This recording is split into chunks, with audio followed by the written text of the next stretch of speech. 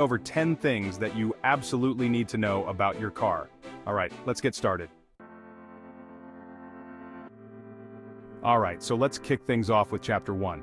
The basics of car maintenance. Every car has a bunch of different fluids that it needs to operate properly, and over time, these fluids will get low and need to be topped up. The most important fluids to check are your engine oil, your coolant, your brake fluid, your power steering fluid, and your windshield washer fluid.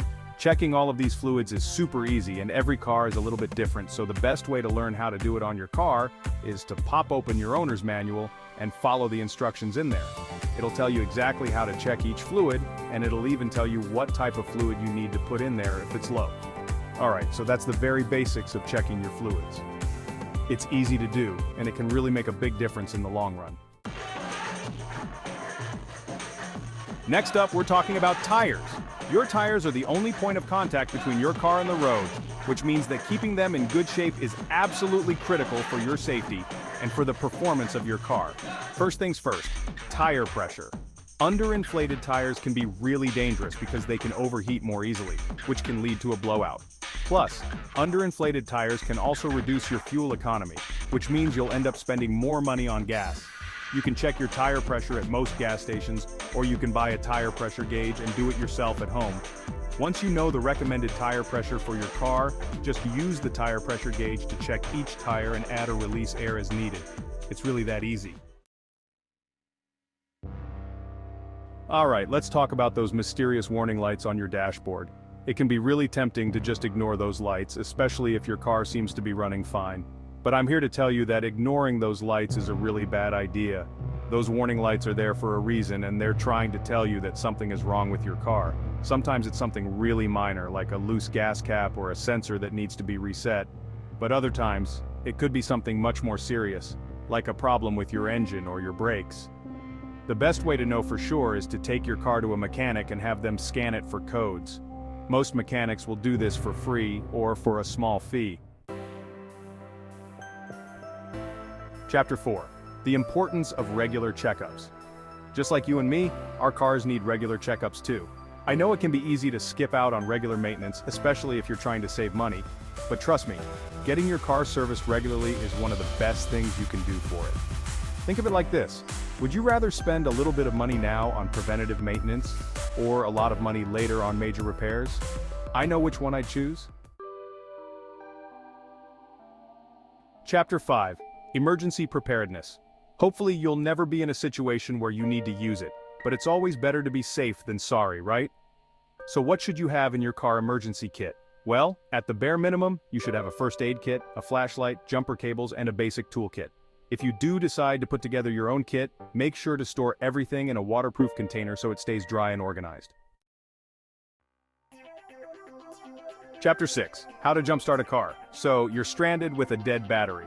But don't worry, jumping a car is actually a pretty easy process as long as you know what you're doing. Here's a quick rundown. First, you'll need a set of jumper cables and another car with a working battery. Once you've got those, pop open the hoods of both cars and locate the batteries. Next, connect the positive, red cable to the positive terminal of the dead battery. Then, connect the other end of the positive cable to the positive terminal of the good battery. Now, connect the negative black cable to the negative terminal of the good battery. Finally, connect the other end of the negative cable to a metal grounding point on the dead car. Once the cables are connected, start the car with the good battery and let it run for a few minutes. Then try starting the car with the dead battery. If it starts, congratulations, you've successfully jumped your car. Your car battery is one of those things that's easy to forget about, until it dies, and then you're stranded. But don't worry, checking your battery is actually a pretty easy process. First, locate your battery.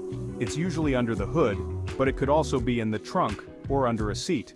Over time, the terminals can become corroded, which can prevent the battery from holding a charge.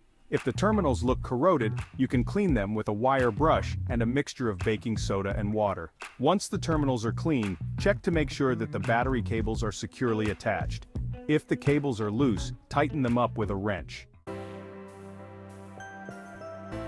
Chapter 8. Replacing windshield wipers.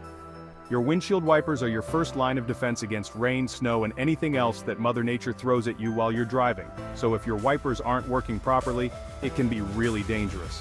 Replacing your windshield wipers is a pretty easy process, and it's something that you can definitely do yourself. First, you'll need to buy new wiper blades. You can find wiper blades at most auto parts stores. When you're buying wiper blades, make sure to get the right size for your car. You can find the right size in your owner's manual or on the packaging of the wiper blades. Once you've got the new wiper blades, lift the wiper arm away from the windshield. There's usually a little tab on the underside of the wiper arm that you can press to release the blade. Once the blade is released, slide it off the arm. To install the new blade, just slide it onto the arm until it clicks into place. Lower the wiper arm back down to the windshield and repeat the process on the other side. Chapter 9. Using the right fuel. Using the wrong fuel can damage your engine and void your warranty, so it's definitely something you want to avoid. The type of fuel that your car takes will be listed on the inside of your gas cap. If you're not sure what type of fuel your car takes, consult your owner's manual. Chapter 10. Keeping your car clean. But keeping your car clean isn't just about aesthetics. It can actually help to protect your car's paint and prevent rust. I'd recommend washing your car at least once a month, and more often if you live in an area with a lot of salt or dirt. When you're washing your car, be sure to use a car wash soap and not dish soap. Dish soap is designed to strip away grease and grime, which can actually damage your car's paint. Once you've washed your car, dry it off with a microfiber towel to prevent water spots. You can also wax your car every few months to give it an extra layer of protection.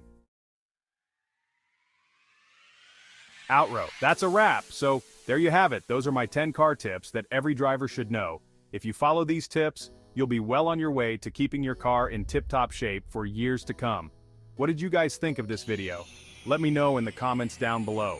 And if you enjoyed it, be sure to give it a thumbs up and subscribe to my channel for more car content just like this. Thanks for watching, and I'll see you in the next one.